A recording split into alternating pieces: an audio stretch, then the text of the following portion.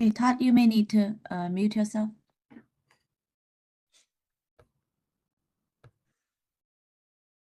Okay, we're going to go ahead and start in 3, 2, and... Thank you. Good morning. Thank you for joining us again for Howard County Spending Affordability Advisory Committee. So today we have agenda, but before we start, I want to wish everybody a great Lunar New Year, which started yesterday.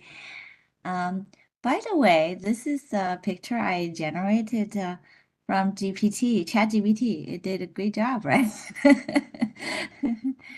So anyway, wish everyone a wonderful new year and best wish to both you and your family. All right, today we are going to hear from two committee members. And they're going to give some interesting, very helpful, important presentation. One is Dr. Clint, who everybody already know very well, and he always provide a very thorough analysis about economic outlook, and in particular on personal income. These has great information, and it's going to directly help shape our revenue outlook.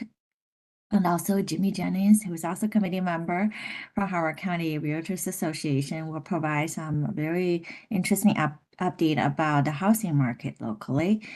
But before that, let me just spend a couple of minutes. I will give a quick update about what we hear at this point, and also Todd, I will ask you to help talk a little bit about next steps for the committee after today, because as you remember, after January, we finish all those different presentations, digest different all those different information from our wonderful speakers there. We are going to move to next stage is about develop recommendations and what's the key takeaway and how to form the report, which Todd is going to chair those discussion and report writing there. So quick update, I don't really have any materials here because things are moving so fast daily, sometimes by hours there. Just let you know, last 2 weeks, we got some new information that's going to help, that's going to not help, that's going to change the economic and revenue outlook. One is the governor released his proposed budget, among other things. His proposed budget does include some cost shift pretty significantly to local governments. That's including, if get passed by General Assembly, that includes some shift of teachers' pension, community college pension, State Department assessment taxation cost there, etc. So those things, if get passed, that will mean that it will take on a lot of new resources in the new year. And again, things are not clear at this point. At the same time, we receive different fiscal notes requests from DOS every year because there are different legislations there being entertained at the General Assembly. I noticed some of those have a very sizable price tag to that. Again, I have no idea which ones are going to get passed, but it just adds a lot of uncertainties from the state side this year. On a federal level, things are moving very fast. There a couple days ago, as you all probably read from news, there's two major pieces, I think, directly related. One is about an OMB direction about pausing grants that sends a lot of panic, nervous wave there. Later, it was changed, and then as of yesterday, rescinded there. But still, according to the White House, there are lots of grants program, grants program will be reviewed and decide which one will be paused. So the risk is still there. We just don't know when and how and which programs there. And most local jurisdictions, including us, we have sizable for federal and grant and state grants, and state grants sometimes are including pass-through from the federal as well. And it's not only on operating, but also on capital budget as well. And we also have low interest loans from state and federal as well. And as you all know, grants is not lapse, meaning that even there's a past grant approved, even it's awarded, sometimes we haven't get full disbursement because the program is still going on. So there could be impact lots of positions, residents, nonprofits, programs, services, or infrastructure, but we really just don't know. It's very hard of us to define the scope. We just know everything is in the air at this point on that. So I think as we are in the process of starting to frame recommendations, just keep in mind there's a lot of risk, a lot of unknown, and many of this is going to have potentially significant impact. That might be part of the consideration. Unfortunately, that's just the environment that we have currently when we head towards a fiscal year 26 budget development. So I'm going to stop there, but I'll show you two slides there, and feel free to use that. This is two slides we show on the first meeting of SAAC. It shows the meeting planning. So after today, as we just talked about, starting from next week, we'll kind of more move towards report writing, and then next week will be discussion about revenue, presentation discussion about revenue, multi-year projection. Our colleagues from finance will share their information on debt, and also our financial advisor is going to talk about credit rating, and then after that's our recommendation. Todd, do you want to start talking about next steps? Oh, you are muted. If you just want to advance it, that's great. I guess next steps, first I want to go backwards, and that's just go back to some of the things that we talked about in our first meeting or early on. If we go to the next slide. Yeah. So we talked a little bit about the process enhancements. We are going to move to a couple of in-person meetings. Did the previous slide actually reference which ones were in person, Holly? No. But I believe we'll be February talking. 13th. February 13th, that's a day that's the time we set up to discuss recommendations there. That's going to be included. Right. So it's not next week, it's the week after next. Correct. So we do have that one. Just make a note that that's going to be an in-person meeting, Yeah. just to better facilitate discussion between us in the group. And then if we go ahead and advance to the next slide.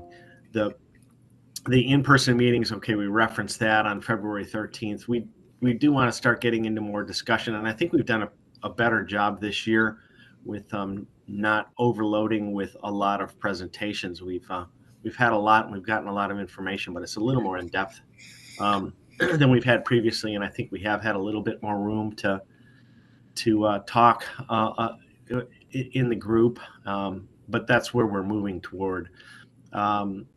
Again, when it comes to the report, just to go back to what we talked about, you probably saw, if you haven't, please take a look, but I sent an email out to all the voting members with just kind of some thoughts on what we had talked about previously, where I'd ask all the voting members at the minimum to pick at least one of the topic areas that caught your interest and give us a couple of bullet points that you think reflect what was presented and why it's directly relevant and why it's important. We will be picking just a few of the bullet points that we think as a group of points reflect most accurately where the county is now. The objective would be to enable all of us to have our little 90-second elevator speech that we should be able to give. All of us should be able to give just anytime you have the opportunity to talk to someone and mention that you're on the county's spending affordability committee. You can talk directly about where we are now, what the current report is looking like, and that would be derived from the bullet points that we decide will be our key messages for this year. I want everybody to be able to do that because I want us to be able to engage as widely as we can within the community. And it doesn't have to be a formal presentation for a half an hour to a specific community group, but it may just be in the relationships that you have on a daily basis within the county, where we want to be able to spread our information as far and wide as we can. So the more we can can get a specific group of key bullet points together and we can all speak from that, even if it is only the elevator speech, that's fantastic. We get our message out. So I'll be working with those bullet points if you can share them, and we'll try to get an outline together of where we are. We will have a smaller writing committee as we have had in the past. We can't have 11 people actually writing a report, but we'll report more on that. We'll be fleshing that out a little bit over the next week as we move to our last set of presentations next week, and we'll go from there. So if possible, just to reiterate, if you could get me some summary bullet points of anything that's caught your eye, that would be great. The other thing, late last night, you may have seen, came in probably from Holly. I sent her a couple pieces. I forwarded this morning, sorry. I see that. I see it right now. It came in at 6:30 this morning, I think. But I sent last night, and you will have it in your inbox right now, I think, a couple pieces of information from Laura Lynn Jones, who is my my deputy chairperson of the Adequate Public Facilities Ordinance Committee, specifically about what's happening in the housing market, not necessarily Howard County, but the nation at large. And you'll see a 10-minute or 12-minute very well done video by CNBC about the housing market nationwide, why we are where we are, and we are definitely right spot on in the middle of that presentation. I think, Jimmy, if you haven't seen it yet, you will second that it's really outstanding, and it provides us a really nice summary to help us out in understanding where we are in the housing market right now. The second is just one single bullet point. This is the National Association of Realtors that said, or two actually, 70. This is from the 9th of January. 73% of buyers did not have a child under the age of 18 in their home, and 17% of buyers are buying multi-generational homes. That's either parents with adult children or parents with aging adults, or both in some cases. But it's fascinating how much that's changed. I haven't seen a graph that talks about how that's changed over time, but it is reflective of what's happening in Howard County. I'm sure Jimmy will talk about that a little bit during his presentation. But it has a direct impact on our budget, and both in the shorter term, but definitely in the longer term, as the demographics and the character of the county changes as over time, looking forward with the new master plan. So that's where we're headed. Hit your inbox for those two pieces of information, and if possible, get us those bullet points within the next few days. So with that, I'm going to turn it over to our presenters. We're really fortunate to have two renowned economists on our little county committee. And Darius started off our presentations, and we're going to bookend it now with Richard Clinch, who is going to focus more locally than Darius did more nationally. And I'm going to turn it over to Dr. Clinch, and look forward to the talk. Thanks, Todd. And let me share a screen.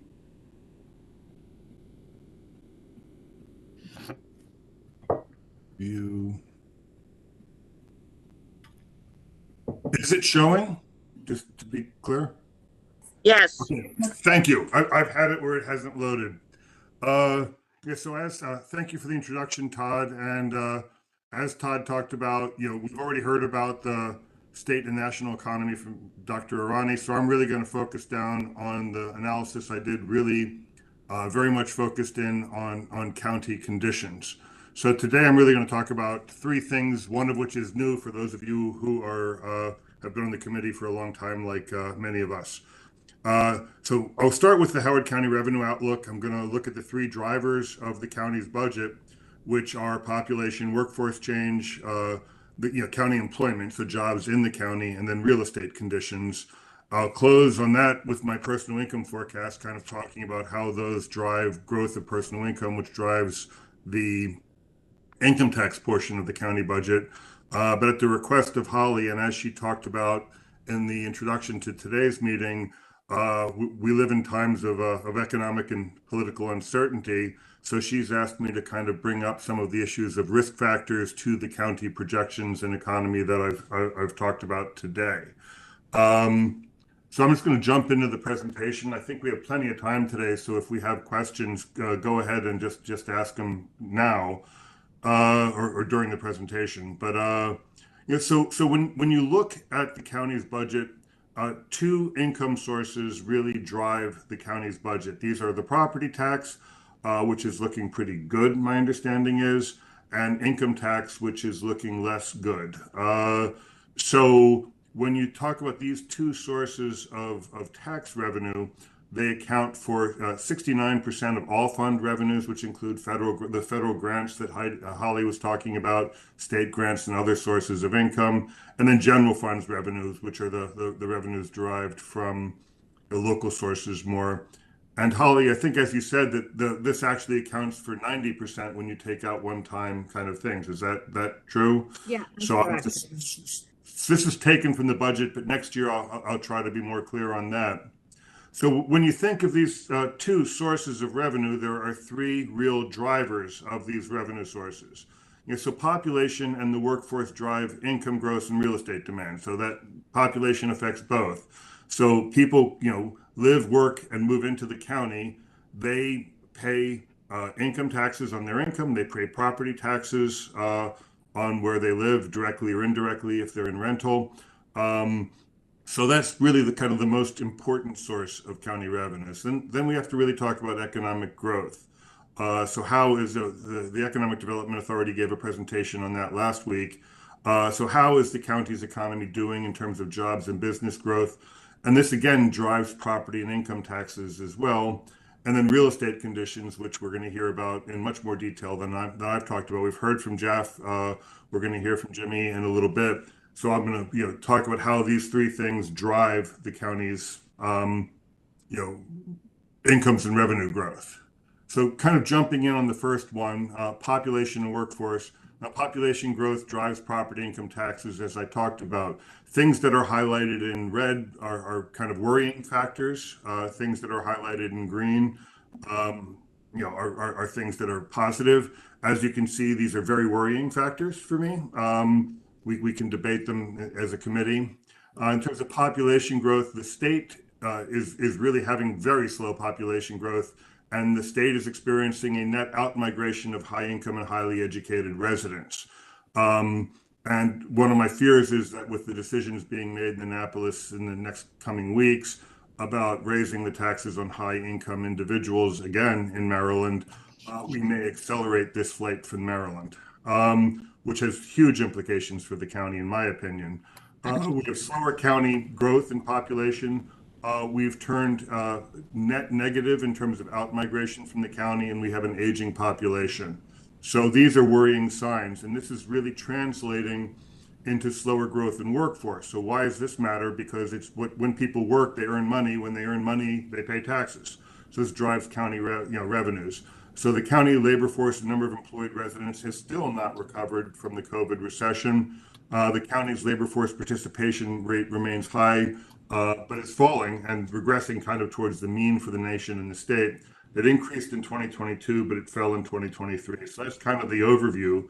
So I'm going to kind of breeze through the data that supports all of these things I'm saying and worrying about. So Howard County has traditionally been one of the fastest growing counties in Maryland, but growth has significantly slowed in the recent terms. So when you look back at the 2010 to 2020 period, things were, that's kind of the tail end. County was even growing more rapidly, in 1990s through 2010. But in the 2010 to 2020 period, the county gained 44,000 residents, the fifth most number in the state. It grew by 15%, the second highest in the state after Frederick, kind of a similar exurban expanding county.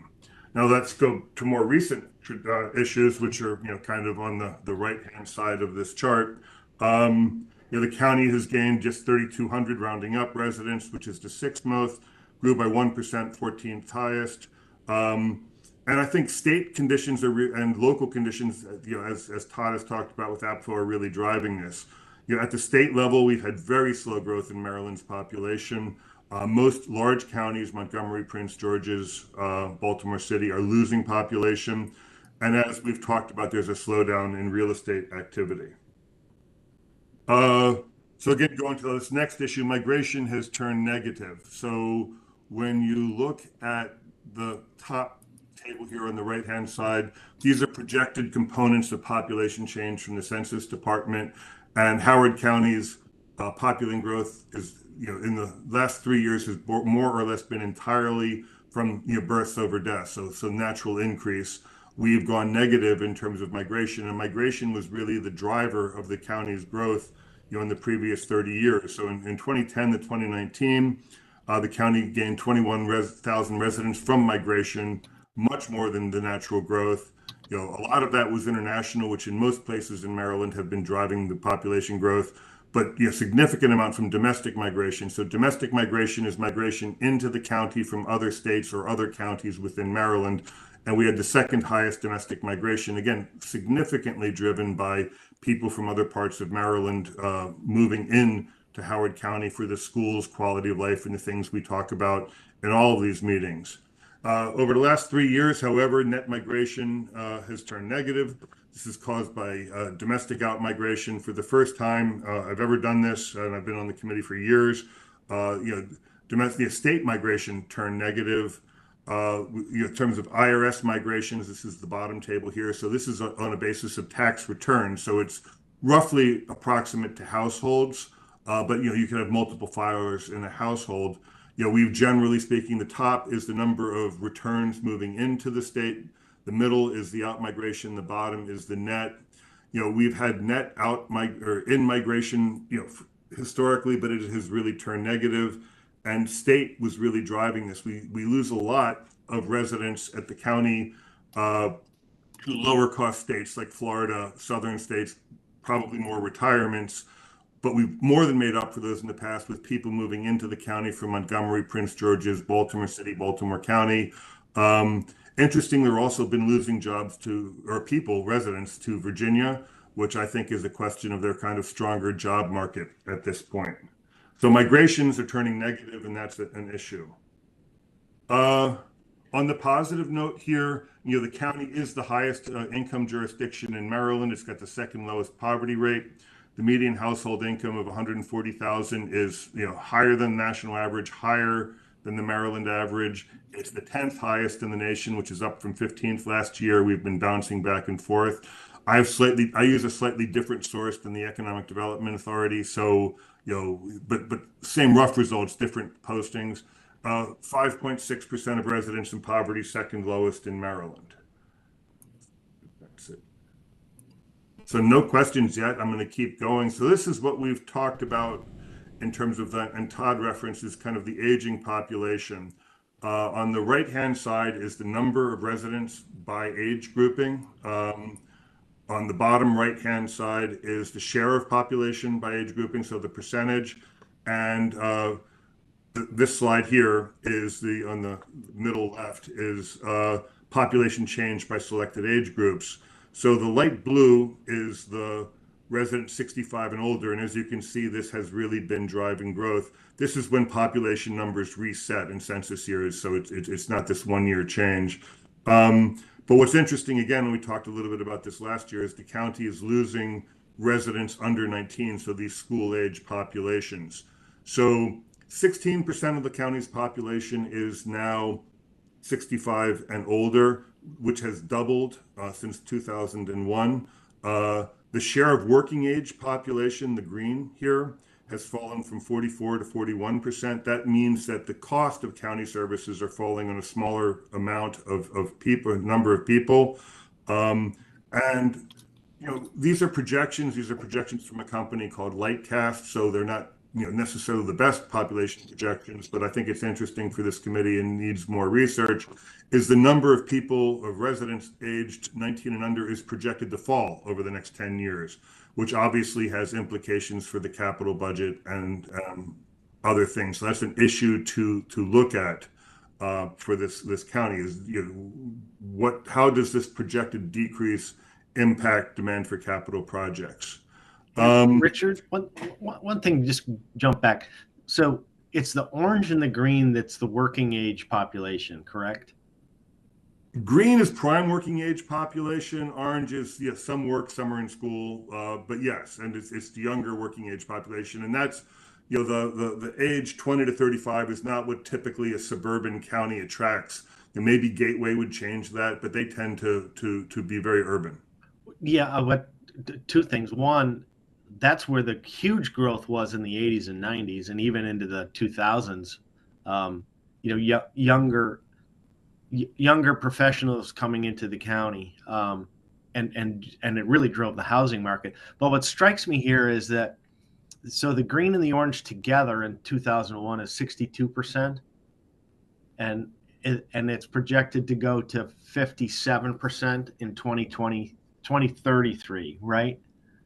Which is the 58% in 2023, so 17 plus 41, and going down to 57. 57. So, I mean, it's significant. So it's gone from 62 in 2001 to a projected to a projected 57 in 2033, which is a 5% reduction, but it's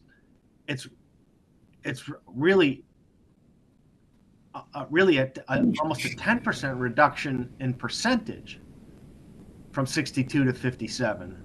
That is true. Yeah. So that's an enormous change. Yes. Okay. Yeah. I just wanted to make sure I had that right. And then the school age population, which is in this case your bottom line, has gone from 30% to a projected 24%. So, I mean, that's in line with what the public school system is projecting. Actually, they're projecting flat. It seems like we're really on a downward slope, and it's not coming back anytime soon. But okay, thank you. Yeah, the numbers that are here is the number of residents aged 19 and below is going to fall from roughly 87,000 to 83,000. So it's not flat; it's declining according to Lightcast. Are these the best population estimates? I can't speak to it, but it is at least something that this committee needs to think about. How does this impact capital budgets? Yeah, of course, it's more trend line than specific to the to the 100%. Yeah. Lightcast is a national data source like Moody's. They don't really have a specific county model. So again, take these with more than a pinch of salt, probably a fistful of salt, but they really need to be at least considered. This is very much in line with what DPZ presented, I think, on the 16th. The percentage, I don't know what exactly, but the portion change is exactly the same pattern. So I think at least that's pretty in sync with what local projections there. So again, moving on, if there's no more questions,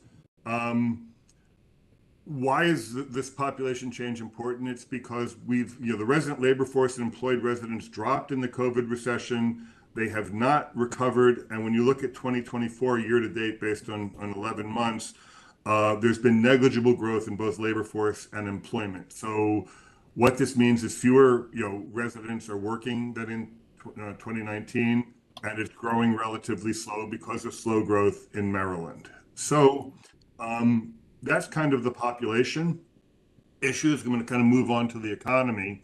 And again, sorry to do this to you guys in the morning, but again, more kind of troubling news here. The second issue is economic growth. Economic growth drives property taxes and income taxes. It's an important, so this is the jobs in the county. So what the Economic Development Authority talked about. It's an important driver of county revenues. Commercial property represents 17%, as they said last week, of the county's property tax base, or roughly 6 or 7% of all county revenues. 54% of employed county residents work in the county. So again, job growth here is a driver of both income and property taxes. In the 2008 recession, which was pretty bad nationally, but not as bad in Maryland, it took 35 months for the county employment to regain pre-recession levels. As of when I ran these numbers, we're 55 months from the pre-COVID recession peak, and county employment has still not recovered. So, we're not back to where we were pre. And I think one of the key issues here is that the county has very much been hampered by slow growth in Maryland.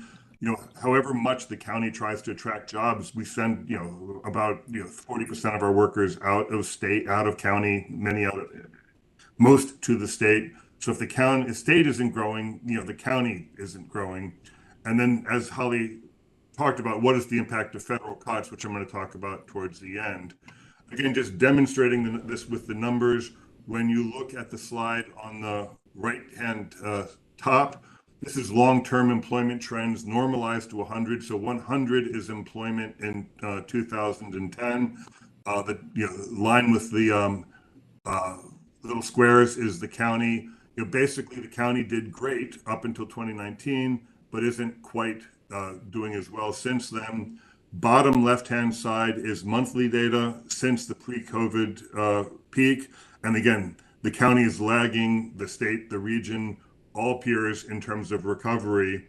So, the nation recovered by May 2022. It's up 3.8% as of June 2024 to pre-recession levels. The state recovered in March 2024. Again, this slow growth, it took us almost 2 years longer to recover. And it's only up 2% as of 1.8% as of June. DC Metro and Baltimore Metro remain down, but by less than 1%. But Howard County is below pre-recession peak by almost 2%. Again, emphasizing this again, pre-COVID, we were one of the fastest growing counties in the state in terms of job growth again. So fast population growth, fast job growth. Pre-COVID, we were the third highest in job numbers, job added, third in growth rate. Post-COVID, we're the third worst and seventh worst in percentage decline. So again, troubling signs for the economy. Now, this is a slide that kind of talks most specifically about the county's economy, not comparatively. And this is by the NAICS codes or industries that the federal government kind of defines the economy as. And I've presented the numbers, the 24, these are the employment numbers in the middle. This is the forecast for the next 5 years. Then there's something called a location quotient, which is the concentration of employment. And then the growth is on the right-hand side. What the LQ, location quotient, measures is the concentration of employment in an industry. If that LQ is over 1, it means the region is specialized, has higher concentration, and generally, in terms of doing economic development work, you talk about an LQ of 1.2, meaning a county is specialized, meaning it's part of its export base or a key driver industry for the county. So when you look at the key county driver industries, construction has traditionally been one, but as we've talked about, has been significantly hit and has not yet recovered and is not really projected to recover in the next 5 years in the county. Manufacturing, we talked a little bit about last week, was Maryland is not a manufacturing state, but Howard County had done quite well in it. Lots of it closer to Jessup with food, but also some tech-related manufacturing. That had very strong pre-COVID growth, but it's declined substantially since the pre-recession peak, but it is projected to continue to grow. Now, resident serving industries, these are the industries that really, like retail, entertainment, that primarily serve local residents. They remain, in general, in aggregate, below pre-recession levels, but accommodation and food services has recovered. So we're all eating out, and that's good. Professional services, that's the real driver of the county's economy. These are everything from legal services to computer services to research and development, which is where these are the driver industries. So the gateway property is going to be vitally important for kind of creating innovation space here. These are the drivers of the county's economy. It's recovered and is still highly specialized and is projected to grow. Howard County had been doing well in kind of corporate headquarters and back office operations, which is in the NAICS code management of companies. But we're no longer specialized in this. And this probably has less to do with the county than the COVID-induced changes in businesses. So, our business is still building headquarters, remote work, those types of things is probably impacting here. But it also this impact of slower federal spending and the impact of COVID on place of work. And the transportation, distribution, and logistics industry, think Jessup here, has not yet recovered, but is projected to grow. So that's kind of a summary of the economy. I think very similar findings with the Economic Development Authority, which talked last week. So kind of going into real estate, which I'm going to go fast because we have a much more informed presentation.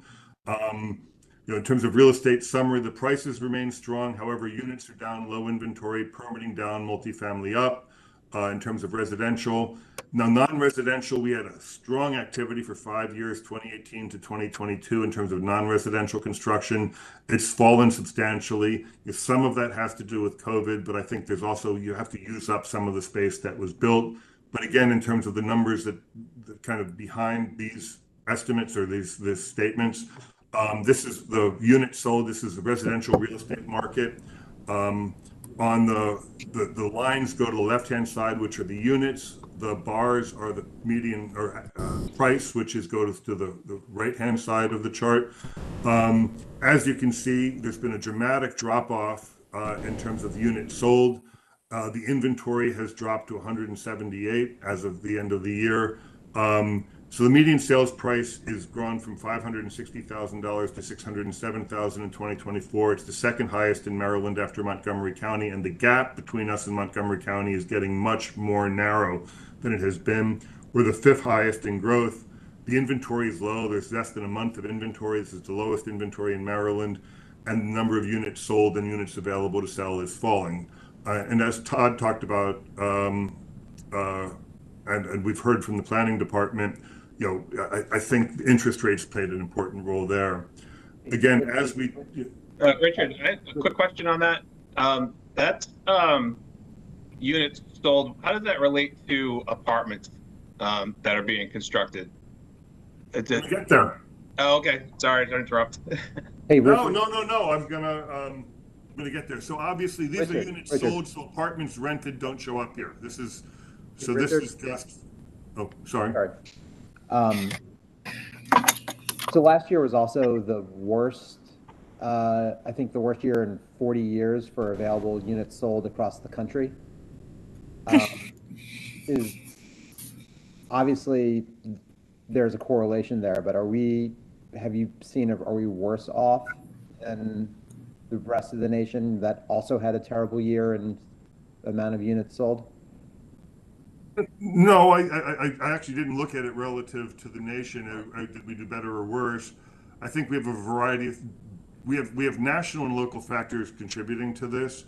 Nationally, as we've talked about with Jeff, the interest rate increase. People are buying less houses. People are staying in their house the same, which would be the same anywhere. But we're also struggling with the lack of land and adequate public facilities or AFFO-induced reductions in construction activity. So, we're tracking national patterns, probably slightly worse. I can take a look at that. Did that answer it, or? Okay. I think so, yeah. All right. So this is where we get into, again, permitting activity. So residential development, permitting is continuing to trend down, as Jeff talked about. The little dotted line is the historic trend line. So again, permit activity is trending down from much higher levels earlier. On the top right-hand side, on the bottom left-hand side is this issue of what shares multifamily versus single unit housing. And again, it's fallen in the last couple of years with the reduction in development activity, but we had this huge growth in terms of multifamily housing that slowed in terms of 2020 to 2024. And why is this important for this committee? It's because rental units have lower resident incomes, but only slightly lower housing sizes. So on this chart on the bottom right, the income is the bar chart. The household size is the right-hand side, the little dot. A owner-occupied house has $174,000 on average in terms of income and 3 residents. A renter-occupied unit has less than half of that income, but a population or a household size not much smaller. So this increase in production of multifamily housing, which is only going to accelerate as the county pursues more dense patterns of development, especially in places like Gateway, this is going to impact that significantly. Non-residential permitting activity, as I talked about, huge amount of construction in the 1980 to 22 period. It's down because of COVID, down because of a lot of building and a lot of inventory in the county. But as we've talked about, the county is running out of land. There's also this impact of COVID-19 on real estate, which is just shaking out. As we've all read in the papers, they're starting to have return to work orders. The federal government's going to be issuing one, but tech companies are. So maybe some of this will play out. But generally speaking, the impact of COVID has been that there's less office space per worker, which is negative in terms of this type of activity in the county. Clearly, we're all buying more from Amazon, so changes in retail demand. So things like the mall and retail are doing better than in other parts of Maryland, but not doing as well as they would historically. On the positive side for Howard County, kind of real estate changes are continuing to favor more lower cost office and employment space in suburban jurisdictions over expensive downtown areas, because that's where the workers are. And then clearly Gateway has the potential to really kind of make some significant changes. So and any questions on the data? I'm going to do the summary. Yeah, let me just make one comment. I sat on the Gateway Committee too, and we've been talking a lot about it in AFFO. But just to put it in a little bit of context, it's highly unlikely that Gateway will be populated under the new Gateway Master Plan. If we populate Gateway at all in the next 10 years, it would be quite surprising. We don't even have an approved master plan yet, let alone all the rezoning, let alone all of the construction activities and re-subdivision of all the property in Gateway. So a lot of people have been talking about Gateway as a big mover, and I think eventually it might be, but we're probably talking about the late 2030s and into the 2040s before it even begins. And then Gateway is really planned out as a 30-year project. So it's a long, long way into the future. And I think if people are focusing on Gateway as a means of changing anything materially in the near term, it's probably a bit off base, just because of how complicated that plan is and how complicated the redevelopment of Gateway will be. So it's just something to keep in mind, that it's not something that it's going to have any impact while any of us are still on this committee. In all likelihood, it'll be the next AFFO and the next master plan before it kicks in. I think, again, agreeing with all that, but it does have the potential to reshape the demand for non-residential development. I mean, the employment space, and that's not less controversial in many ways than the residential portions. Richard, I have a question regarding housing, and I know you talk about the outmigration of populations. It seems like most of the housing being proposed is rental housing, and there's not a lot of just housing for purchase. And what do you see the future if there's really no path to ownership for these, particularly professional households? And when we look at the outmigration, how do we keep that type of demographic in the county if there's no housing that's out for purchase? It's only for rent. Agreed. I mean, I think that's a problem that as we run out of land, there's going to be less and less traditional single-family housing available for people to move into, or as people move out of as the young people who've moved to the cities, like many of our children, want to get their suburban house now that they're starting to have kids. It's going to be a problem with them finding housing. I mean, the prices will be bid up, and it's going to cause affordability issues. So, kind of wrapping up, because nobody really wants to hear an economist this early in the morning. Nationally, as Dr. Arani talked about, the national economy is doing pretty well. Inflation's coming under control. At the state level, we really have these issues of slow population growth and slow economic growth in Maryland that are very worrying. Howard County, moderating population growth, aging population, projected decline under 19, which I had as a green factor because it means we can probably build less stuff. The out-migration is worrying, but I think is more of a near-term trend, depending on what happens at the state level. The lack of employment recovery continues, and there's a slowdown in development. So, kind of the key takeaways here: reasons to be cautious. Population growth, as I said, is slow. Aging population, employment growth is slow. Real estate, we are in a real estate kind of lack of development opportunities. However, I mean, I think the worst of this is kind of hopefully in the past, depending again what happens on the state level. In terms of population, some of the issues are that these changes in population may translate into moderate growth in expenditure demands. Older households demand different government services than younger households, and these probably cost a little bit less. If we are going to have a decline in school-age population, does this translate into a decline in capital projects? Employment, Howard County remains an attractive location. It's got an educated workforce. It's got a strong professional services sector. It's on a highway. DC, hopefully will make it through the next 4 years and return to growth. In terms of employment growth, Howard County remains an attractive place. And again, in terms of real estate, attractive location, strong schools, amenities, falling interest rates should lead to more housing activity and opportunities for redevelopment.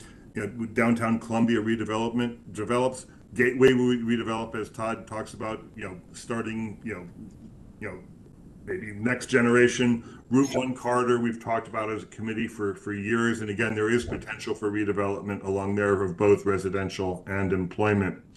So here are my projections in 2020. Yeah, I can't be in tomorrow, so I switched. Yeah. Sorry, can you mute yourself, Diane? Thank you. In terms of projections, 2023 beat the forecast. We had 6.3% growth. I'm projecting 7% growth in personal income in 2024. I said this last year, that's why I have a question mark. I fully expected the employment and workforce to recover in 2025, so I put a question mark here. It's got to recover. It's only 2% down. At some point, it should happen soon. And we will continue to exceed state growth. But these projections are based on current conditions, and as we all have read in the papers, there's substantial uncertainty right now. So I'm going to talk about two things that are risk factors for these projections. One is the issue I've talked about several times in terms of slow growth in the Maryland economy. So over the last 5 years, Maryland was 49th in employment growth, 39th in GSP growth, 30th in population growth. Those numbers are why the county isn't doing quite as well, because the state isn't doing quite as well. Talking about the next 5 years, Moody's projects that Maryland's going to be 35th in employment growth, which is better than we did, but hardly great. Now, the Board of Revenue Estimates is projecting 0.1% employment growth in Maryland over the next 3 or 4 years. That is why we have a budget crisis, because we're not gaining people or jobs in any meaningful way. Moody's is slightly better. I think these might be a little bit worse than reality will play out. But again, it's what we're working with. It's projecting that we're going to be 34th in gross state product, 22nd in population growth, which again will help in the employment side. However, again, this current budget crisis and proposed increase in taxes, has real significant potential to impact the Maryland economy. As I said, Maryland is losing higher income and educated residents. Howard County is the highest income and among the most best educated counties in the state. When these people leave the state, they're less likely to come to Howard County. And again, in-state migration turned negative. One thing quick, I think when you talk about the employment growth here, the information, as you pointed out, Dr. Clinch, both the state controller's office and Moody's are projecting minimum growth of employment. The one thing, and I think your slide 8 there was showing the county also dropped it to 0.some percentage growth in 2024. One thing I want to point it out is I believe their data, their projection was developed, I think, back to either November or December last year. That's even before factor in all those what we are seeing currently in federal government, etc. So that risk factor, has not even been factored in when they project the minimum growth of job. I just want to clarify on that. Is that correct, right, Dr. That is correct. As I said here, it's based on current conditions, not this kind of stuff that's going on in Washington today. So if I can read between the numbers here, because this is 22nd in population growth, 49th in employment, all these, but is it right to say that if we're 22nd in population growth, Projected. no, I understand. Okay, so I'm looking at projected. If we're 22nd in population growth, but we're 35th in employment growth, does that mean that our unemployment rate has to go up because we're doing better in growing our population than we are in growing our jobs? I think it's probably, I'm not sure how Moody's reconciles these multiple forecasts, but labor force participation could go up. We've also have, kind of lagging employment growth to date, so the population might catch up with some of that. But either it seems like either the unemployment rate goes up or the number of people that are in the workforce has to go down if we're adding more people than we are adding jobs. Again, I don't know how to reconcile their two forecasts. We do have a lot of workers in Maryland that commute out of state, primarily into DC. Maybe it's regionalization of some of that, but that could be a study in and of its own. What I'm trying to point out here is just nobody's predicting great things for Maryland. Yeah, right. Okay, thanks. So, but there's all labor force participation could increase. Out commuting might decrease to reconcile these two numbers. We could have in-migration from other parts, from Pennsylvania. But again, that could be a study of its own. I'm just, the point here is nobody's predicting boom times tomorrow or the next 5 years. Then the thing we're talking about, I think the elephant in the room here is, when the federal government catches a cold, Maryland gets pneumonia. The first study I did in Maryland in 1994 was when the government was going to stop spending as much, and it never materialized. And the quote was, Maryland prepared to adapt to this. And what happened was a big boom in federal spending. I think that's less likely to happen now. The top right, table 8, is Maryland's reliance on federal spending. The top is jobs by place of work. So this is, jobs in an office or in a facility. Maryland has 236,000 federal jobs located within its borders. That's the 5th highest number of jobs in the country, 4th highest share. So 8.1% of all jobs in Maryland are in the federal government. Federal employment, this is by place of residence. So this is workers commuting, or workers going to jobs. We have almost 100,000 more federal workers than we have federal jobs. So again, this is that out commuting to DC and other facilities. It's 10.2% of all Maryland workers work directly for the federal government. And then when you get to federal procurement, this is the purchases of goods and services from companies located within Maryland. The federal government buys $70 billion worth of goods and services from Maryland suppliers, the 4th highest number. So again, up there with states that are much higher than us. And in terms of procurement per capita, $11,000 per person is purchased from the government in the state of Maryland, 4th highest. The county is a little bit less here, so we don't have that many federal jobs located within the county. It's less than 2% of jobs in the county. But when you look at federal workers, roughly 11% of county versus 10% statewide workers work for the federal government. And I'm not 100% sure how the Census Department deals with the NSA here. So it could actually be slightly higher in the county. Same thing with the procurement numbers. CIA, NSA procurements are dark. They're not in the federal procurement database. We don't know what they're buying. So again, these numbers are low for Maryland for procurement because NSA buys a lot in Maryland. Howard County is now the 2nd largest procurement jurisdiction after Montgomery County, $6.1 billion spent in the county, roughly 18,000 per county resident. So again, what does this mean for the county? On the left-hand side is the trend. So, federal procurement in the county over the last 10 years has more than tripled. What are they purchasing is the right-hand side. It's overwhelmingly professional services. So it's R&D, mostly Hopkins APL, computer services, cyber, things like that, consulting, IT. So again, it's the professional services, but really kind of across the board.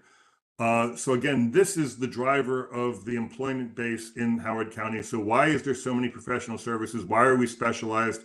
Government contracting is a huge reason for this. And again, the last part is who is it again? APL accounts for more than half of this. They've almost doubled in the last 10 years their level of federal procurement. But again, most of these are tech companies. I haven't vetted these with the EDA. Some data in the federal procurement. Some of these companies might, not really have strong presences here. But again, many do. Hopkins APL obviously does. So again, what does this kind of mean? By and large, we should have stable income growth next year, barring these risk factors coming to fruition. And I'm going to stop sharing. So I want to invite, I think Dr. Rani, he did some presentation earlier about the national and Maryland. Dr. Rani, do you want to chime in about your understanding about like maybe Maryland? How does that sync to this regarding the risk side? I think Dr. Clinch is spot on. I mean, we kind of, I don't know, he didn't see my presentation, but I think we're right in the same message, is that Maryland is extremely vulnerable, and specifically Howard County, somewhat vulnerable to any kind of shifts or changes in federal expenditures and employment. That would, that could leave us a bit exposed. Obviously, the development picture is not as good because of the availability of land. But I'm, as Dr. Clint says, when the government catches a cold, we catch the pneumonia, and I think it may be a worst case. We may be, this is so challenging, and quite frankly, we have a federal government that is a bit, there's a lot of hubris. So yesterday, for example, or the day before, the announcement about the cutting of spending, stopping of grants. Many people spend a lot of time and effort trying to resolve how they were exposed.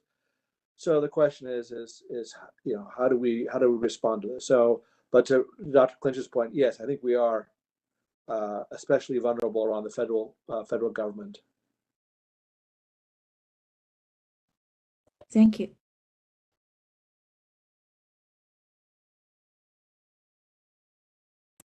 I either put you to sleep or there's no, or I did it well and there's no questions. So I don't hear snoring. You have one question. This is always my bugaboo. It seems like whenever I drive past the sparse communities that are actually being developed in Howard County, we have an incentive structure here to make them 55 and over communities. So it seems as if a predominant amount of new units that have come on board, at least for 15 years, because I can remember when I was chair of the planning board and development after development then was 55 and over. How much does our over-reliance on 55 and over affect our ability to attract new residents? And is it a function of the market because our population is aging, or is our population aging because of this over-reliance and we've just created a regulatory incentive structure that a substantial portion of our new development is 55 and over communities instead of communities for, new homeowners with families? Great question. I'll have to find it and I'll send it to you. I asked Jeff for the numbers of 55 and older permits over the last couple of years, and it actually has trended down. So we did have that time years ago where it was so, you could permit them, but you couldn't permit other things. So clearly that contributes to the aging of the population. And clearly from a developer's perspective, you wanted to develop parcel, you wanted to get it developed. So you did it that way. I think, Maryland, we are running out of inventory. The high interest rates mean people aren't transitioning out of their housing. So there's a lot of replacement. So I think it's also this whole issue of, the policy good of limiting development from AFFO and limiting development to do agricultural preservation has limited the available real estate. at the same time that you're having people not sell their existing houses. And again, I'm looking at whether Jimmy, I'm giving him a heart attack or if he's agreeing. So, you know, there's less churn in the real estate market as well because of interest rates and other issues. So it's both. But I don't think you can blame it all on 55 permitting. I think it contributed. It's really the fact that we preserved land. We're running out of land. The patterns of development we have are less for single family at this point. And that has implications. And as if you're not churning your population, you're going to age, right? If you can't buy a new house and everybody just stays where they are, definitionally everybody gets a year older. So maybe when they start raising all the tax, I'll get in trouble for saying this. When they start raising all the taxes in Annapolis, everybody will move out of Howard County, and we can have some young families move in. So, but Dr. Clinch, I mean, I really it's very interesting that the last couple of weeks we're hearing presentations and a lot of things that come into a full scale story that we're telling. Actually, our population is getting older, and the older residents seem to want to stay here.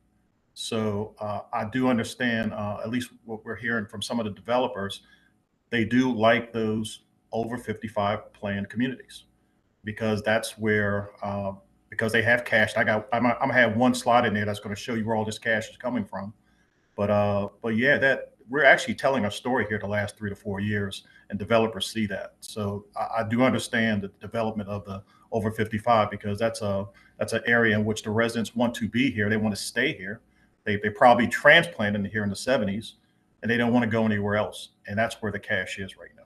So I guess I'm saying that we have a incentive structure too with APFO that, when you put your thumb on the scale in the market for a certain population because it's politically easier to sell that 10-acre parcel of land, it drives a lot of decision making, and then suddenly we're in this kind of pathological cycle where we're not doing anything for younger people who are the tax base, and we're doing everything for older people who are eventually become net takers from the tax base.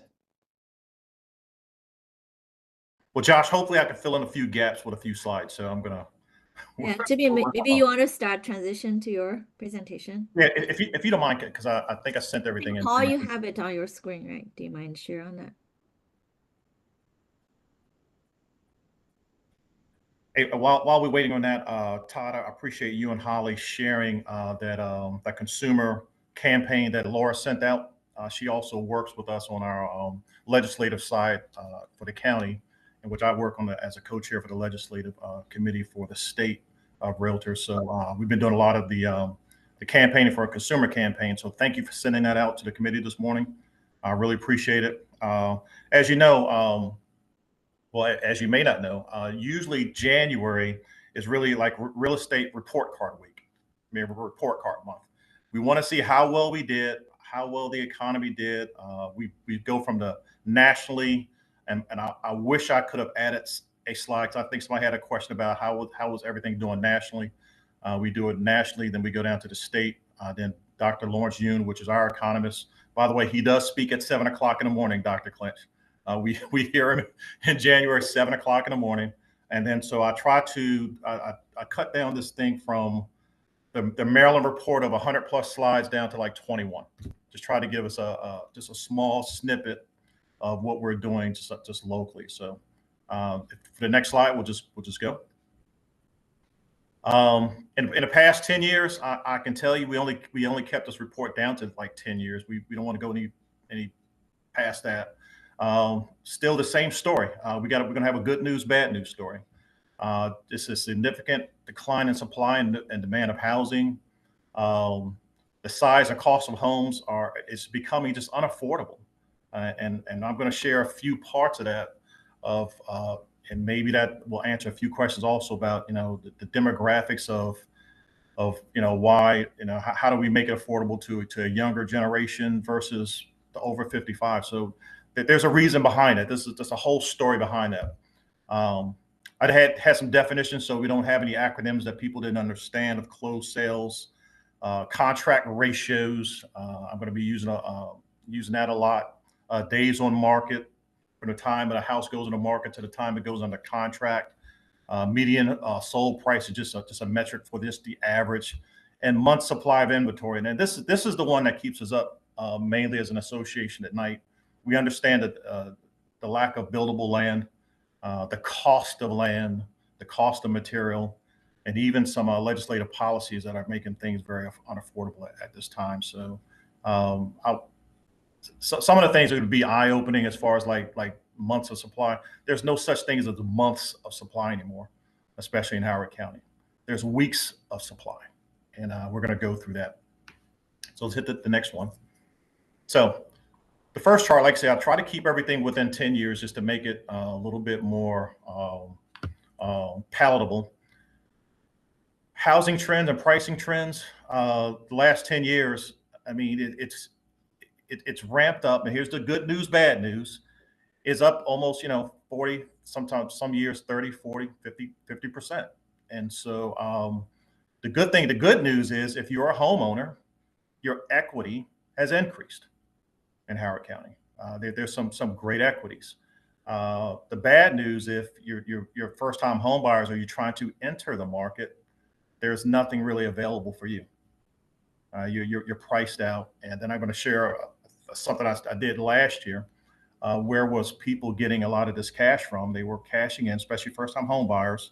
They were overpaying and cashing in savings, 401ks, even borrowing money. We'll see like loans from their parents or a contribution from their parents. So that's where a lot of the cash purchases were happening in 20, 21, 22, and even some of 23. When it kind of slowed down with the interest rates, we're gonna show there's still quite a bit of cash out there in purchasing right now. Okay, next one. Months of supply. We're going to start changing this from months of supply. This is going to be sooner or later. This is kind of like weeks of supply. We're at one time at our lowest mark, and it would happen this fall. We were down to almost 3 weeks of supply of homes. And so, there was a lot of talk about the interest rates will slow down the purchasing and make things unaffordable. Well, I will tell you, if you have a home to sell, they were finding the cash to purchase these homes. As soon as, in any condition, it didn't matter what the condition was, move-in ready, need of repair, it didn't matter. People, at least in this county, they want to purchase a home, not rental, but purchasing. And that's another question I think somebody talked about, the non-ownership residency, the non-residency with the as far as like rental units that went up in the last several years, especially the downtown Columbia. I can't tell you how many town hall talks we've had about this. And there's 2 projects downtown Columbia that is very interesting to us. One was the Juniper, and there's a sister project building right behind it. I can't remember what it is. But there's like what's it called again? Marlowe. The Marlowe and the Juniper. The Marlowe. That's it.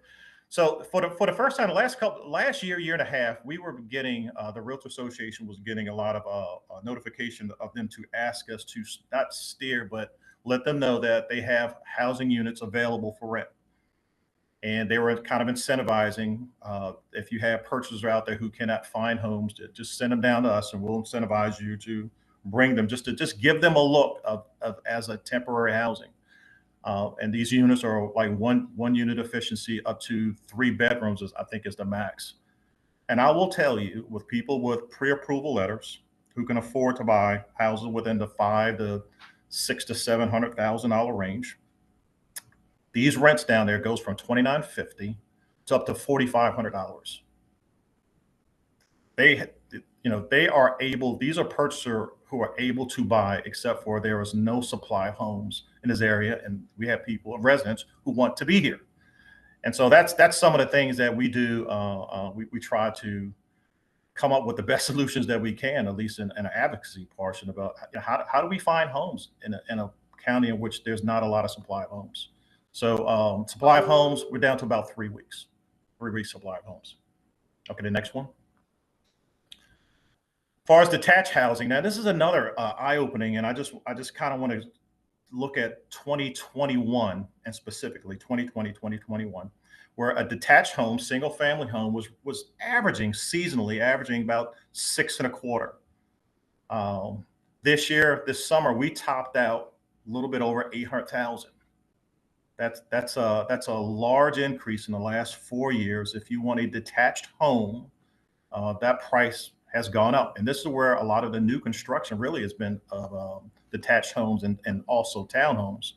But and so I have a slide in which we talk about Clarksburg and Clarksville and a few other places where they're building more single family homes in 1 acre lots or half-acre lots. But these homes are not very these are for your move-up buyers. These are where we're getting a lot of the movement as far as the people coming from townhomes. Their families are getting together where you have a parent staying with them because of lack of ADUs, as we know, or you have two families sharing a home, a 5-bedroom or a 4-bedroom, and they're pulling their money together. And this is where a lot of our members are seeing a lot of this with their current and past clients right now. This is how the movement is kind of moving towards this type of trend right now. The next one is we'll talk about the townhomes trend. Prices have not gone up as fast, especially in the new construction townhomes. By the way, they're very expensive still, but a lot of the existing ones is where a lot of people moving from your rentals and now to your townhomes. And by the way, that's the new affordability. It's not as big of a amount of space. You may not have as many bedrooms, up to maybe 3 or 4 bedrooms if you can find a 4-bedroom townhome. But people want what they can afford, but they want a home. They don't want a rental home. They know that their equity is built through actually home ownership. So the next slide. And by the way, 515,000 as an average, that's a lot for a townhome. If you look at in the last, say, 3 to 4 years, and that number continues to go up. Condos and co-ops, yet affordable, yes. However, as far as space for, they're not as big because they mainly 1 to 2 to 3 bedrooms, but the units are very they're blocked, so you have no expansion there. And by the way, we're learning, and this is legislatively also, the fees of condo fees are going up every year, and I mean exponentially, including insurances and the whole homeowners insurance is a whole different talk, in which we have really little of no time. But that also plays into a lot of affordability. So even condos are not becoming unaffordable because they're price sensitive. They're sensitive to a familiar status as far as like a number of people. So they're space sensitive. So, but affordability, even those at 400,000, we're almost during the summer, we're up to a little over 4.25 for a condo. Very expensive, very expensive. Okay. Yeah. Real quick, what kind of numbers are we talking about in terms of units as opposed to prices? I mean, you can talk about price trends in condo, but I don't have any sense of what percentage of our 120,000 housing units in the county are condos or co-ops. Yeah, well, I have something in the back end of this, and I'll share some actual numbers. And this, by the way, I did it just based off the year. I went from January 1, 2024 through December 31st. So we'll get a good picture with the units that were sold, that were available for sale and things like that. So we'll have an actual breakdown of single family to attached to condos. I broke it down. Okay. Like I said, I took this whole 100 and something slides. I just broke it down to like 20. Just keep it very simple. I don't want to overdo it. This is something that people would ask for last year. Kind of want to know what are the top zip codes of where these home sales are. Where are people moving out to in the last 10 years? Okay, so the red line is actually Clarksville, which look like they're having the most as far as like average sales price by far. Mainly single family homes, 4 to 5 bedrooms. We are seeing multi-generational purchasing that way. But again, in 2024, some of those starters are over $1 million. And so where are they coming from? Well, Elk Ridge, which is very affordable, and people are really trying to stay into the county itself. A lot of our buyers and move-up buyers are actually pushing into the Columbia, into the Ellicott city areas right now.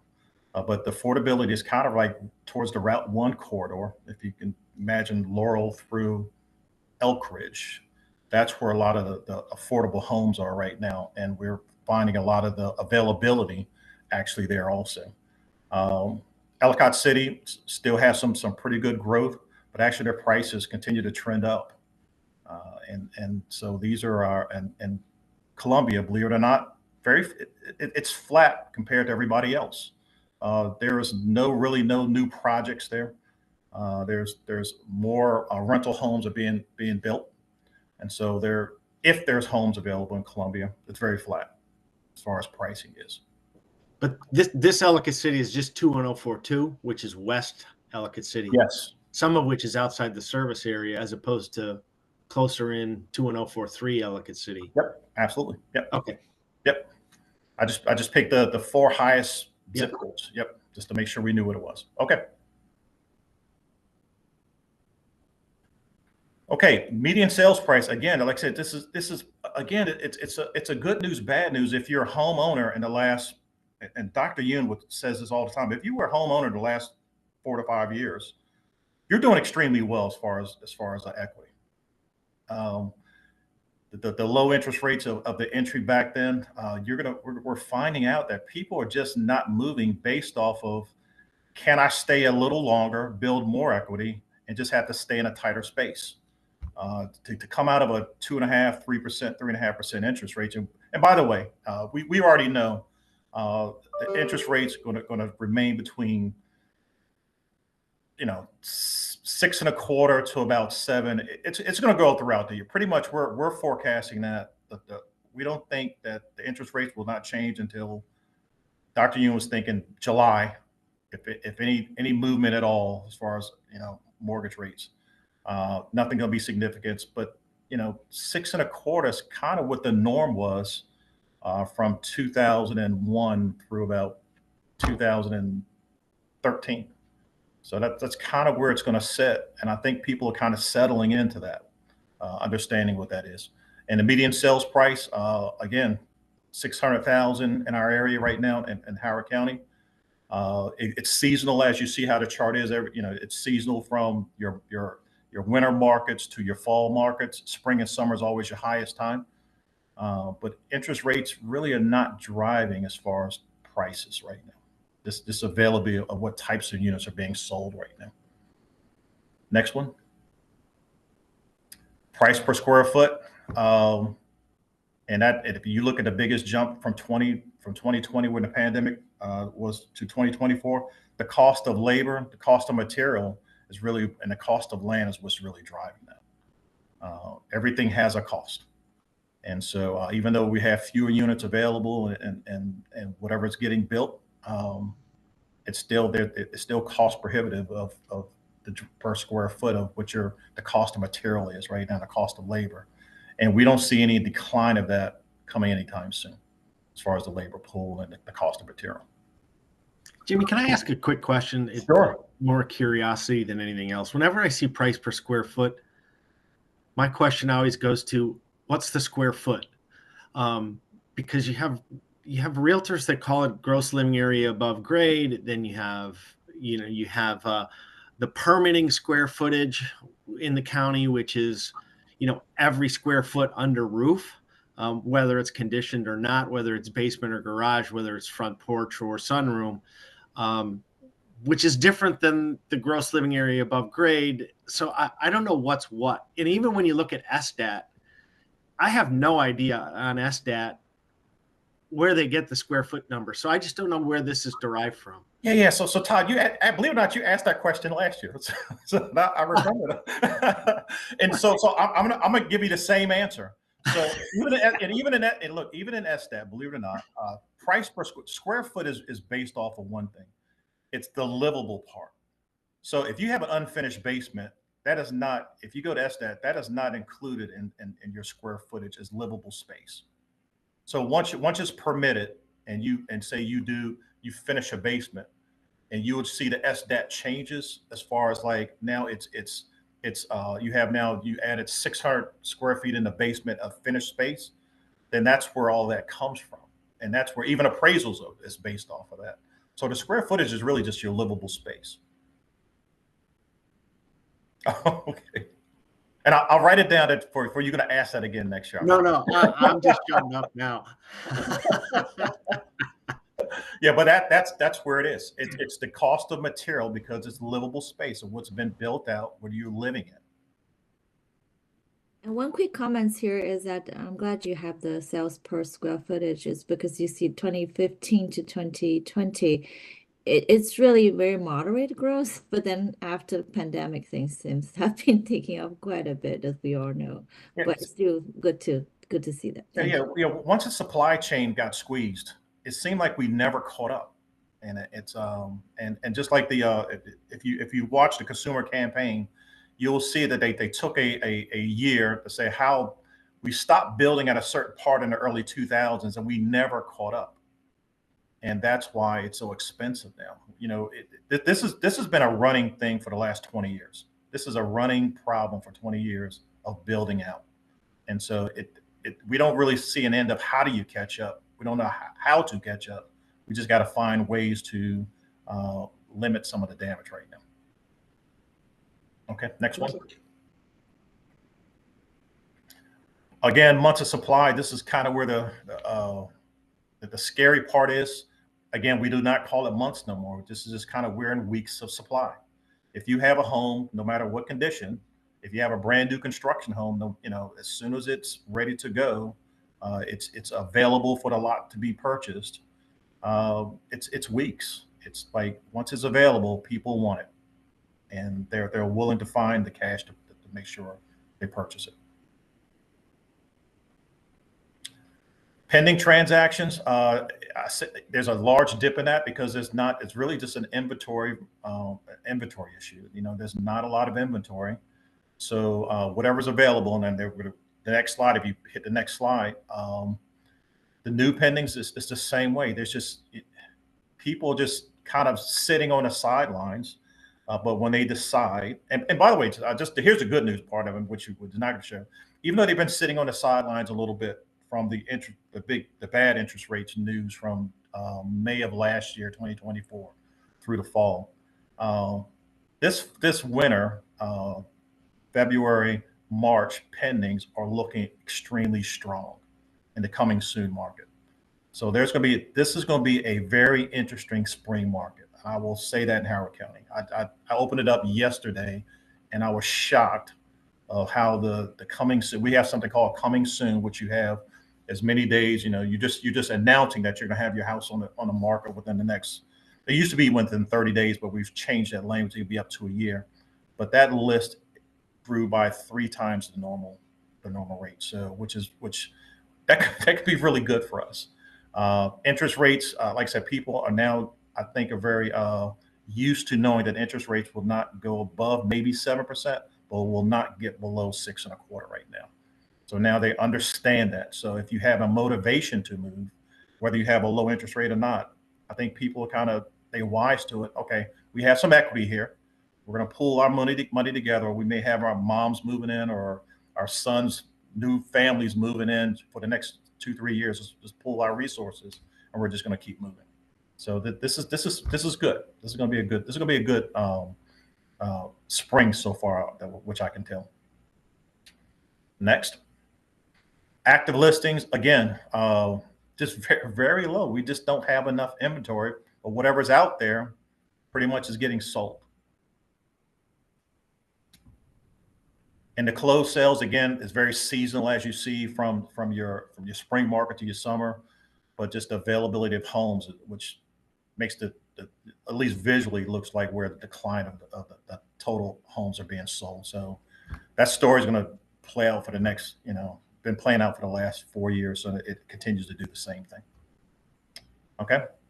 And average days on market, again, it's just really about days. We don't call months no more. 20, 21, 22 days. That's about it. You got like 3 weeks supply. It's about from the time you put it on the market to the time it goes under contract. That's kind of where the average is, about 3 weeks. Okay, just a quick snapshot, and this is kind of where we spent a lot of our time in our Maryland Association and actually nationally in NAR. So I broke it out from the Maryland to Tri-County, and I just want to kind of focus on just a couple things. There was last year, 2024, there was about $2.2 billion in sales as far as homes that were actually sold. But the average sales price, if you kind of look at it, and I got to kind of slide it down, is if you look year to years, it's up about 7%, 7 to 8%. The median sold sales price, Dr. Clinch has kind of mentioned all of these numbers right here. Units sold, very flat. But the average days on market, like I said, was our biggest concern for the whole 2024 is about 16 days. And this year, for one of the first times in a while, we did not see, if you look at the average list price to sold price ratio, pretty much whatever the market was asking for, whatever you listed your home for, nobody was really overpaying. There's been years that we had 105, 106% over asking price, so which would be another 5 or 6%, and people were using a lot of savings and a lot of their cash to make these purchases. So that was a little bit better this year, as far as like the story that we were able to tell. Now, but this is where it gets a little interesting, and I just want to focus on just one part of this. It's the attached sold price versus the detached sold price. So the detached homes right now averages about $833,000 for a single family home of all of 2024. Where the attached home, the townhome type, at $469,000. That's almost a $400,000 delta. Now, here's where the story gets a little interesting. The move-up buyers have equity in the last 4 years, so a lot of this cash is coming from there. They're able to move out of their 3-bedroom townhomes or wherever they're staying to the 4 and 5 bedrooms, single family homes, and they're using a lot of this as equity purchasing. So how do we know that? If you look to the right side, it tells you about what type of loans that they're using. The majority of the loans are either cash or conventional, which means they're going to put down a minimum 20%. And we're seeing a little bit better than 20% as far as conventional loans. That's where a lot of the cash is coming from in 2024. Very little FHA, which you need 3.5% down. Matter of fact, it's been a little problematic because these are the first-time home buyers that are getting squeezed out, who does not have a lot of savings in order to make purchases. 3.5%, they don't have a lot of skin in the game.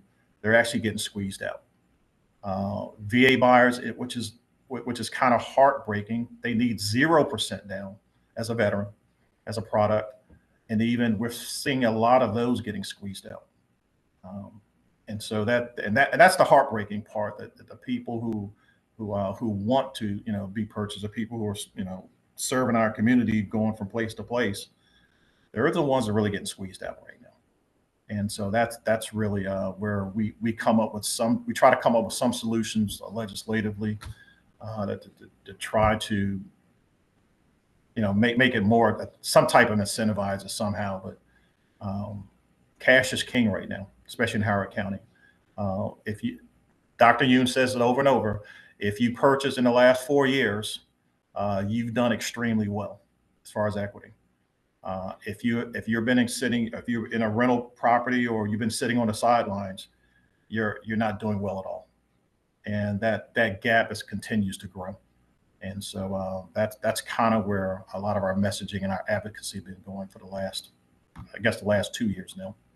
Okay, the next one. Hey, Jimmy, can I ask a question, please? Sure. Mm-hmm. Hi, this is Barb Glenn. Thanks so much for your presentation. Really interesting.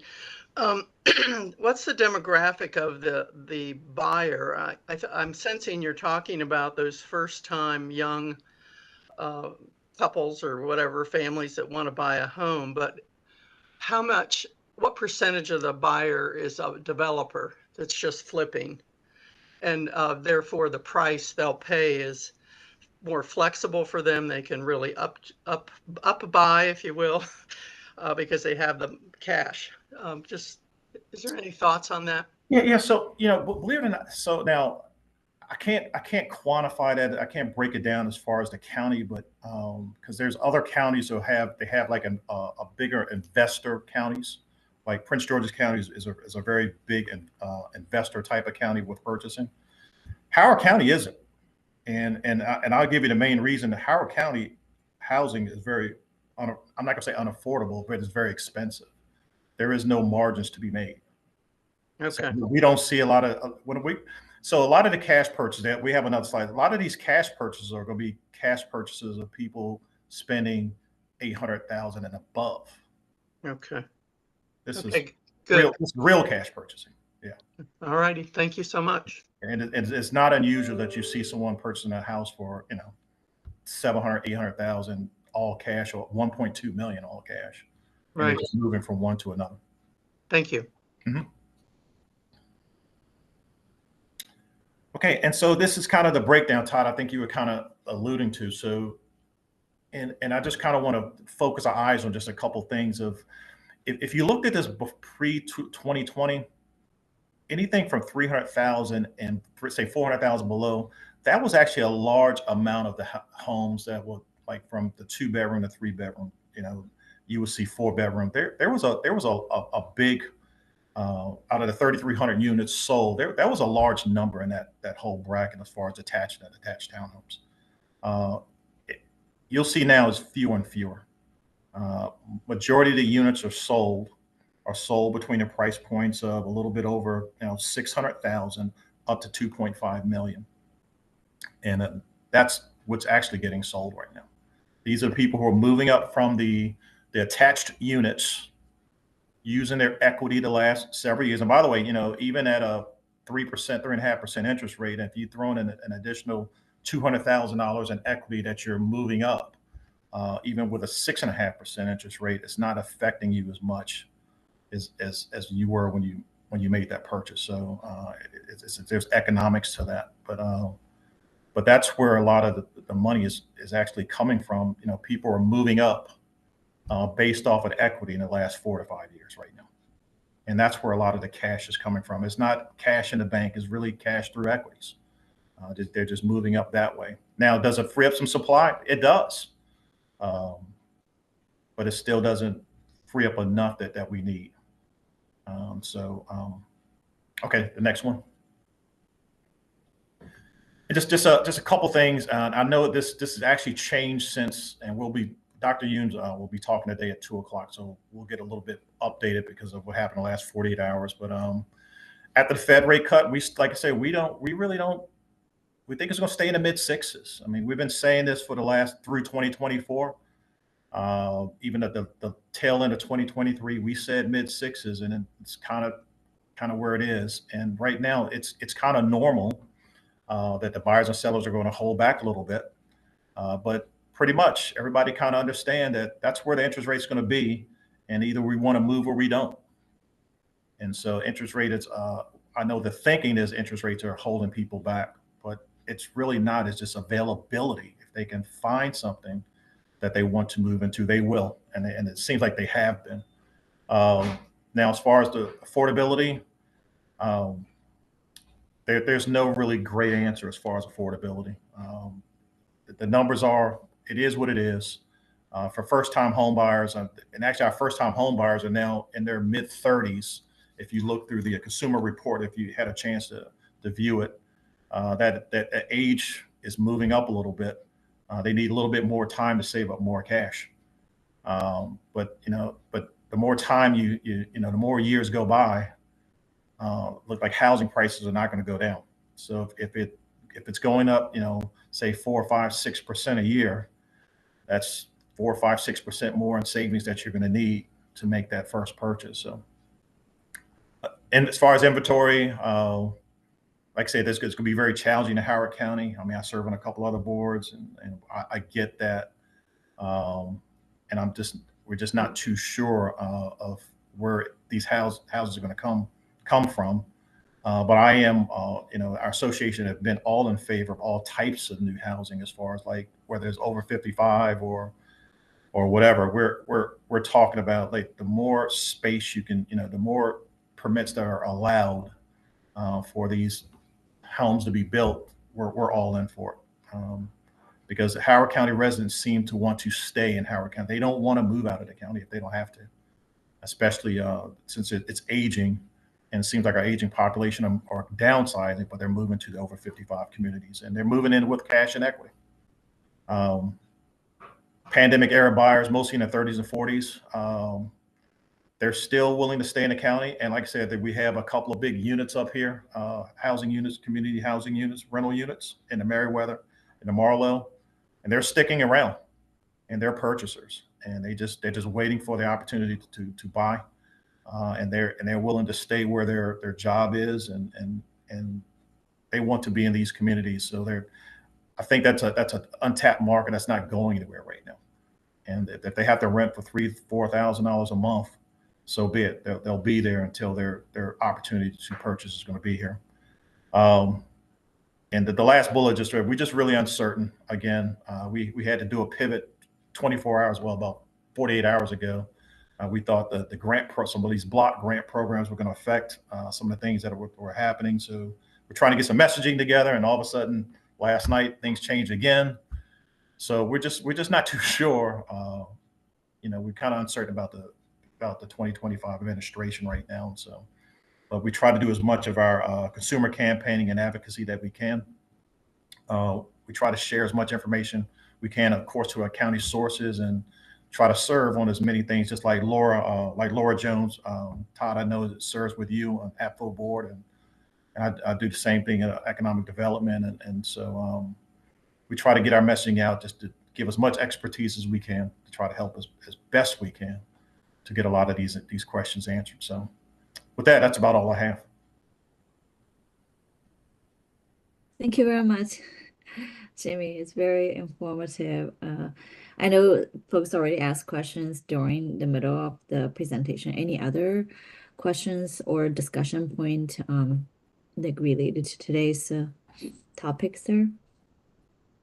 And also, if folks are still digesting, I strongly encourage, as Todd already alluded there, take the information today and also in previous presentations there, and send to Todd and myself some of your thinking regarding what are some of key takeaways, or how does that lead to recommendations for developing next year's budget, and also keep the county with good financial well-being in the long run. All those subjects there, just make sure, like, keep that in mind when you frame those recommendations. One thing is, like, for example, we talked earlier about the uncertainty. What does that mean for us there? So feel free to give some more thought and then send to Todd and myself later on that. I think, Barbara, you have a question there. Go ahead. Well, I'm not sure it's a question. I don't disagree with the shortage of housing for sure, but I would like to push back. There was a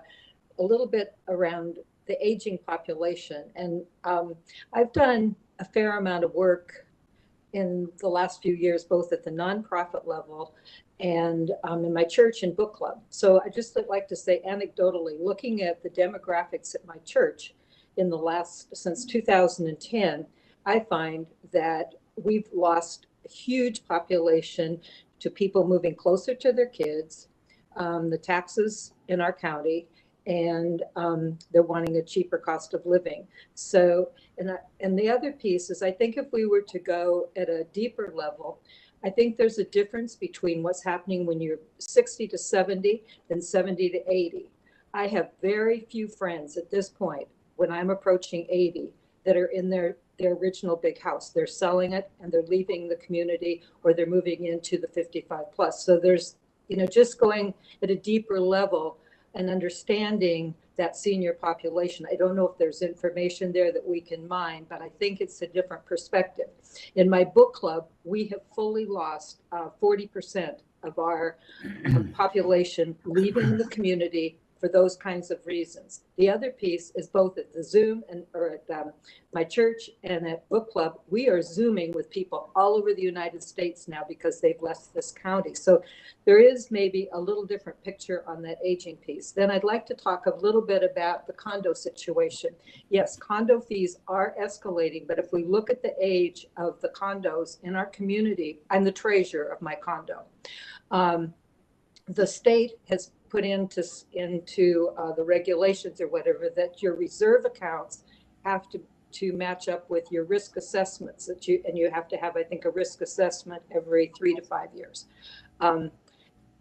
People are just being all over this state, actually being caught with way underfunded of reserve accounts, which is then a problem for a new person that moves in, because then when you have all new roofs and asphalting and so forth. So that's one of the drivers of the aging infrastructure of the condos that we have. We don't have that many new condos. And I think at a prior presentation, I think there was a comment that condos aren't even being built now because of regulations and the funding mechanisms for those. So those are more my observations, but I do think there's more information that could be mined there. Thank you. Yeah. Hey, Barbara, just a quick share. I mean, I'll be up in Annapolis in February, like the second week in February. One of the issues that came up with condos, there's been a big shift in the last, I would say about the last 8 or 9 years. And you're right about some of the reserves have been very low, have not been kept up with. At one time, the reserve was not even the issue with condos. It was actually the delinquency rates. And if you remember back, it was actually delinquency rate. So there has been a big shift of the aging, of some of the aging condos, that the reserves need to be a little higher. But a lot of that has to do with insurance rates. And so and we're just not sure how it melts together. And so I'm just going state level as much as I'm not doing it at the county level, but state level, a lot of the concerns from the condo associations who are asking us for the advocacy that we're doing has a lot to do with not only reserves, but with the actual insurance.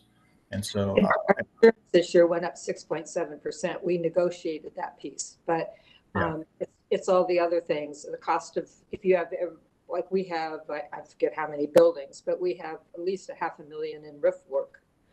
Yeah, I get it. I get it. It's a multi-pronged attack, so I get it. Thank you. Ellen, I think you are unmuted. Do you want to say something? Yeah, I was just going to add something in context for when we look at capital expenditures and we look at the life of a property and what that means. I think we have to remind ourselves that when we engage in a capital project, and whether that's a government one or a developer or whatever, that initial cost represents only 45% of the capital you will have to invest in that building over its life. And so, and that's not counting the annual operations and maintenance stuff that's going on. And so whenever we look at what it's going to cost a developer to do that, what then it's going to cost the people who've taken that over the time that they're there, I think people just have to be more aware of that, and that may be factoring into some of the decisions people are making. And I do think, though, for some people, it's not hard to move from 3 to 7 because they're pulling that equity. That can still be a significant issue. And I'm interested to see how these dual multi-generational housing things work and how they're classifying that, given how the county regulates what you can have.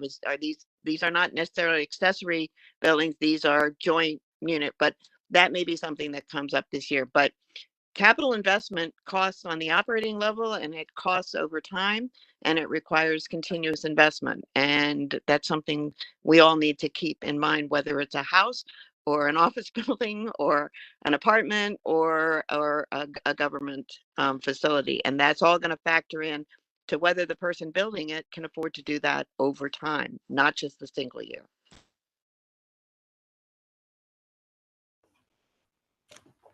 Can I ask, I guess I'm not sure who to address it to. Jimmy, you might have an idea, and it might also be reflected in the county staff that might be attending. But it seems like as we move more to multifamily, whether it's for rental or for sale, it's changing the developers that the county is dealing with. It's going much larger, much higher capitalized, because they're building hundreds of units all at one time. It's not like they're phasing in like a 100-unit single family development. I mean, 20 years ago, a lot of times they were developers that were living in the county. And it seems like now with multifamily, both rental and sale, but particularly rental, it's not a local project anymore. It's a national developer who wants cash flow.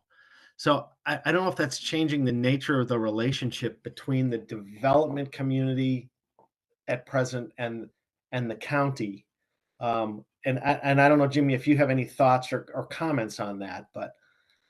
So Todd, this summer we had this round table, and I'm not sure if this is kind of what you're saying, but there were these big hedge funds building communities in North Carolina and a few other places. And by the way, some of them are kind of creeping up in the Maryland side a little bit too, because they're finding it more profitable for their investors to own real estate than stocks. And so they're putting even those single family and multi-family units as rentals, as long-term rentals, because of profitability. And so that's one of the things. And I get that, because when you have a developer who's backed by a hedge fund, they can afford to build a 600-unit community and put 20% of it into rentals as hedging. And so what happens with affordability with that? Same thing.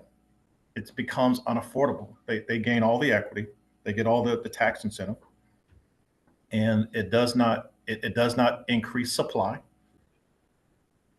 And yet they're backed by a different type of dollar. And we don't have it, and as an association, even in we don't have an answer to it, because it's still a private property rights, and it's a right that you have to, like we say, all under all is land. I mean, that's kind of where the preamble is, and we don't have an answer for it. You can't discourage it, because it's a free market economy, and yet we should governmentally keep our eye on it and see what's the end result of that. When you have first it used to be individual investors, right, buying 2 and 3 and 4 apartments, but when you have a investment institution buying communities, put them into that portfolio, what happens? And I don't know. So Jimmy, can we incentivize the local developers versus the developers backed by a hedge fund? Do we think that way, or is that not the way we think? I'm not sure how, because like I said, we're in a free market economy, and we're encouraged, right, to make profit. So I'm just not. I just we just don't have an answer for it, because we can't advocate one way or another. They have a right to do it, and we want the housing, but does it help home ownership and equity building of wealth, generational wealth? No. Well, we preserve agricultural land out of principle and value that we either have or perceive. So how can we preserve our housing by some sort of incentivizing or some program like ag land preservation? So just a wild idea. I'm thinking out of the box. Thank you. Yeah. So Todd, I mean, I guess I wanted to pivot a question to you, actually. I was interested about that HB 38, about the 4-year hold on projects. And I was just kind of curious, how does that work as far as like in the general plan itself? Does that help? Does it hurt? I mean, You mean, does it help or hurt developers or the developers county? and the county itself, as far as like, upcoming projects like a 4-year hold on it? So what is your view on it? I mean, well, I mean, it adds to cost, basically. I mean, you're carrying a project for 4 more years before you can generate any revenue for it. So if you have to acquire the property and then sit on it for 4 years, obviously it adds considerably to the cost of the project. So, I mean, what we've been seeing in kind of our little niche in the development market is that there are fewer and fewer small developers, local developers that are willing to do infill projects of, smaller infill projects, minor subdivisions or small major subdivisions within the county because of the hold, because they can't hold property. And I guess the county for so long has had such an anti-developer fervor to it that I don't think there's any desire on the part of the population at large to make it easier to develop, even if the school system is not growing anymore, and the school system was the ultimate reason to put brakes on development. Now it's not growing, and the brakes are still there, and the costs associated with the brakes are making it difficult to do the smaller projects. But in my little corner of the world, I mean, I'm all but retired now, but it's very hard. It's very hard to find projects, infill projects, and it's very expensive because for the most part, you're sitting and waiting for 4 years or 5 years before you can get any cash out of it. But one story to share, because the perception is that the 4-year holds they harm the developers, and they only harm the developers in the sense that they don't do projects. What it really harms is the families that have infill land that they're living on that they expect to sell in order to retire, or to generate capital for taking care of other family members. And specifically, there was a project that we were doing. It's 10 years ago now, but it was a small infill project, maybe 4 lots, 5 lots. And the gentleman that owned the property and lived on the property, his wife needed to go into memory care, so it was time for him to sell. And what happened was the project was under an AFFO hold because of school overcrowding, but it was the district that was being redistricted. There was a closer elementary school that was open, so the expectation was that within a couple of months that would be redistricted and that property would be open. Well, the public school system chose not to redistrict. The elementary school stayed closed. The neighboring elementary school that was even closer stayed under capacity, and this guy lost his sale. And it wasn't a developer that got hurt. It was a longtime county property owner that had a modest piece of property that he was intending to use to fund his wife's memory care in a time of great need for the family. And all of a sudden, he was looking at a 5-year delay on his ability to sell his property. So it's those kind of small scale stories that get lost in the percentages and the school open close charts and the 4-year delays. It's very personal for a lot of families that do need to sell property at some point, and they're all of a sudden faced with the situation where they can't sell their property because there's such a long delay, and there aren't any developers that want to hang around for 5 years. So I don't know if that directly answers your question, but I think it's material to the conversation. It's more of an AFFO question than it is budget, but it's real.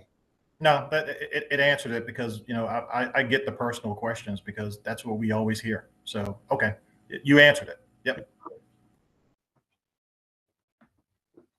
And thank you. And that also sort of connected to, the Hoco by Design was talked both last year and this year about how the development was connected the county's revenue and expenditure, and how in general, it generates net surplus rather than net loss to the county because of the money collected is more than what is needed to cover what is the cost associated based on both infrastructure and other needs on that. So everything does get connected one way or another, and it does impact also the type of houses, all those what we talked today also very much connected. And I just want to thanks again for Jimmy and Dr. Clinch for a great presentation. You can see the interest from the committee. And there was a lot of great questions asked today. And still, there was a lot of information today what needs more digestion from the committee on that. And also, I encourage you to look at the folder. There's a shared folder, Paul staffed the committee that share with the committee that has previous presentations as well. So feel free to check on that there. And get ready for our next step regarding, what are some of the key takeaways, what are some of the suggestions you want to offer to the county government for our planning, for our monitoring, for our management, our financial outlook and current year and future years on that. So these are all very, very relevant, very, very relevant there. And thank you so much. Anybody else want to say? We have a couple more minutes. Or you can save it for for future dialogue. And also, as Todd mentioned earlier this year, we wish to get more chance for this kind of dialogue and information sharing, thoughts sharing, rather than just most to just run through the PowerPoints there. So I'm very personally very happy about what's happening currently. And thanks everyone for joining us. If no more thoughts, and I'll call it a meeting adjourned, and we'll see you. I think Ellen's Ellen knocking have a on her question. Yeah, window. you want to make a point? Go ahead, Ellen. No, I'm waving. I'm just waving. Okay. On closing the meeting is a good thing. There we go. Yeah, and thanks everybody. This is a great discussion, and let's continue next week and also next month, and also feel free to share through email to Todd and myself regarding what could be folded into discussion point for report writing and recommendations. Thanks everyone for joining us today. Yeah, okay.